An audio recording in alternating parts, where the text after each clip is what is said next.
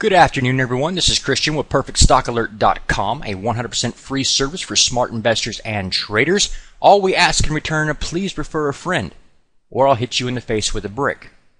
What? I can't say that? Today we're going to be looking at trend trading. This is one of the easiest, most elegant methods of trading out there. It's basically a game of follow the leader. This will work on any chart time frame. It could be intraday, daily chart, weekly, monthly if you wanted to. This is a daily chart, and that basically means every one of these candlesticks represents one day of trading activity. This method does have one particular flaw to it, and that is that when you are not trending, you're not moving up or down. Here you're going down, here you're going up. Very effective during these time periods, but when you're moving sideways like you were right here, you just get a lot of whipsaw, a lot of in-out signals that won't actually do you any good. So you have to watch out for that, and I'll show you how to spot that in a minute. First thing you need to know when using this method is what is a trend, when does it begin, and when does it end. Let me clean this chart up.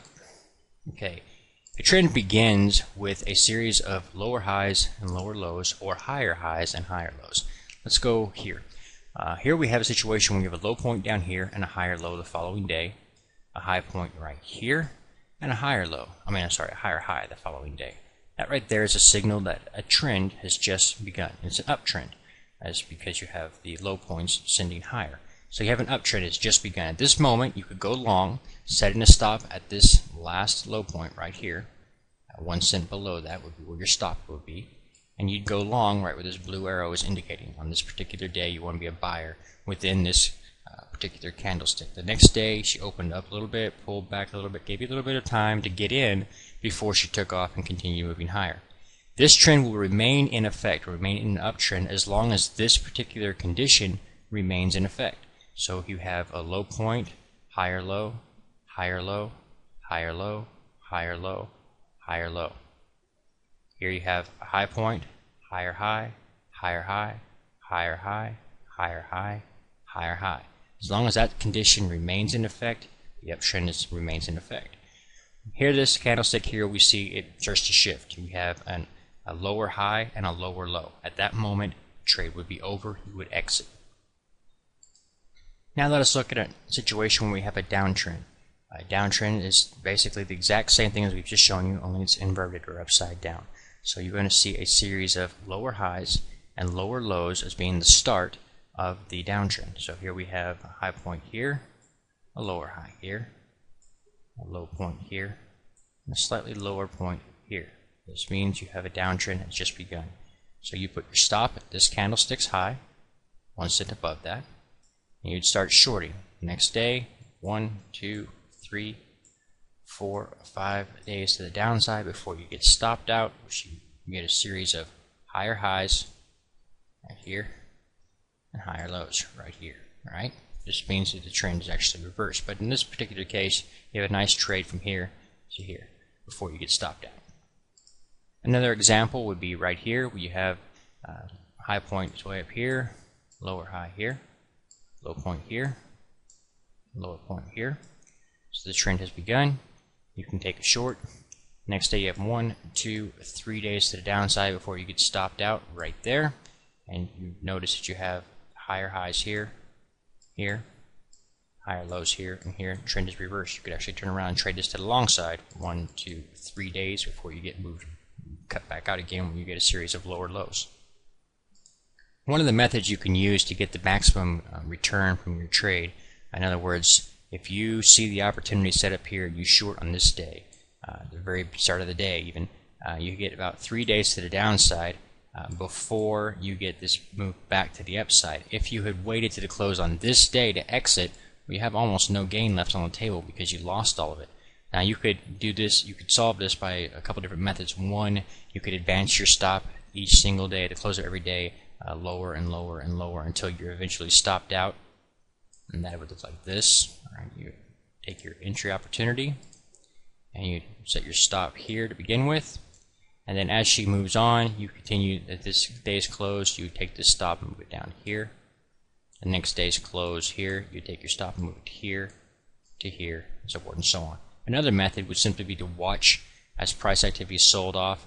Watch your Williams percent R. In this case, I'm using the Williams percent R oscillator. When it pulls back down below the -80 line, as it did here, you would just simply take your profits. As soon as they hit that line or below, you just start taking your profits. Same goes for the moves to the upside.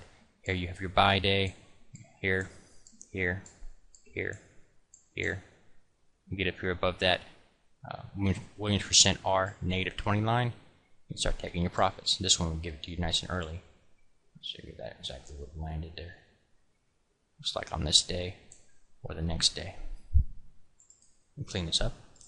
No matter how careful you are, no matter which indicators you use, you're going to have false signals on occasion. As I've already said, you will get different signals as you're moving along sideways. There won't be a lot of help there. And here you'll get the same thing because you're just moving sideways. You'll also on occasion get a false signal where you'll have a series of low points moving higher, a series of high points moving higher. However, if you try to purchase on this day, you will quickly pulled back down and stopped out. One of the things about this particular pattern that you can spot and avoid is that it's simply too large.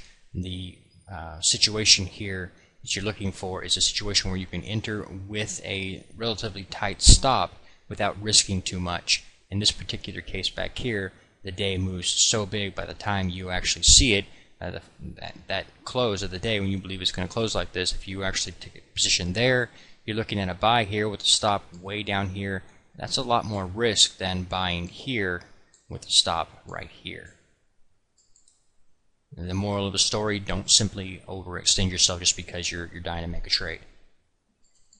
Another method you may use, and I use it at Perfect Stock Alert all the time, whenever you're looking at these trend changes, avoid those that are not confirmed by your oscillator. In this case, I'm using the Williams percent R oscillator. So whenever I have a sell signal that is also confirmed by the Williams percent R telling me we are short-term overbought, then I'll mark the chart and I would consider it. If I have a situation where I'm getting a buy signal but there's not a confirming signal on the Williams percent R indicator, then I would actually not mark the chart. I wouldn't even consider that opportunity. Need to have both those things in line. That will keep me out of a lot of fake signals. You will notice in this particular case there is one arrow on here that isn't actually on our chart at perfectstockalert.com. It's because it is not confirmed by the oscillator. And back here, I place this arrow right there. You can see that is the start of a downtrend. However, it was not confirmed by an overbought condition. Therefore, I would not have taken it or where I've marked the chart for it. You will miss opportunities from time to time, but you will avoid many fake signals as well. So I prefer to avoid those fake signals. This chart doesn't show very many examples of it, but it's quite common. On the sell side here, when you've got this signal here that you've got a downtrend forming, you set your stop right here. It's very common and very helpful. The following day, you will get a move back to the, in this case it was a move back to the upside, to test that, and it remains in effect. However, it also gives you an opportunity to get in at a really good price, especially if you're using options. People, sell options really cheap. And what you'll have a situation here is you started to move to the downside, or you were moving to the upside, and you started the downside move, and then a test back up here. Even if you had moved up here, as long as you did not break out of that stop, the trade remains in effect, and then you'll notice you turn right back around and started going back down again. That's a great opportunity, entry opportunity on your short side. It'll happen on the long side as well. We don't have an example here on the chart, but it will also happen on the long side and make a great trade for you. Okay, the last item to discuss here, how do you avoid those churning situations where the price activity is simply consolidating or moving sideways and you're getting false signals both ways, bullish and bearish? Well, one of the ways to do is to simply ignore situations that are not confirmed. For example, here you would have an uptrend signal, but you'll notice right here there's no oversold condition, so that would be ignored. Another method would be simply to notice whenever you break out. Back here you had a high which gave you resistance, so you broke out right here. So then the sell signal here is not likely to be much much benefit to you, because it's simply going to sell off, come back and touch that previous resistance is going to now act as support. That's why you're not going to use those in this situation. You have a move to the upside here, and then you get a sell signal, but where's it going to go? It's going to find support right here, so it's really kind of a waste of time to try to short that. That's something you can learn spot. When you have situations like that, I'd probably pass on that. Now once you get overextended off of that and you start getting those sell signals and you're overbought, then it would make more sense to expect to see a sell-off back down to that same support. Moral of the story here, trend trading is very effective. However, you still need to watch the overall development of the chart. Are you bullishly trending up? Are you breaking out? Are you breaking down? These are things that are going to matter, so pay attention to them, alright? Thank you for your time. See you in the next video. Please take a moment to review our disclaimer. The information provided herein is our opinion only. Under no circumstances do any statements here represent a recommendation to buy or sell securities or make any kind of an investment. You are responsible for your own due diligence. To summarize, we do not provide investment advice, nor do we make any claims or promises that any information here will lead to a profit, loss, or any other result. These videos are for educational purposes only.